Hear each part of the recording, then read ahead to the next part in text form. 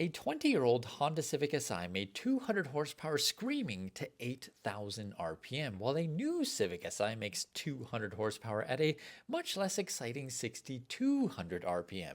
That's around when VTEC kicks in on the old Si, which is when the fun starts. It's one thing to turbocharge an engine when you're limited by displacement or the size of the engine bay to get more power in a smaller package. For example, today's Honda Civic Type R produces 315 horsepower by essentially turbocharging that same engine found in that 20-year-old Civic Si. But it's another thing to turbocharge a smaller engine in a bigger vehicle, no less, to get the same amount of power in a less exciting way. Car companies are doing this across the board, such as with trucks, which are replacing V6s and V8s with small displacement turbocharged engines, and the reason they're doing this is better fuel economy. On paper, it's more efficient, or in a lab test such as a fuel economy cycle test, it is more efficient because light throttle is being used, but unless you drive these new vehicles like a granny, they're really not. Because if you replace a bigger engine with a smaller engine in a bigger vehicle, no less, it is going to feel underpowered unless you spool up that turbo, which allows you to burn more fuel, so then we're just back to square one.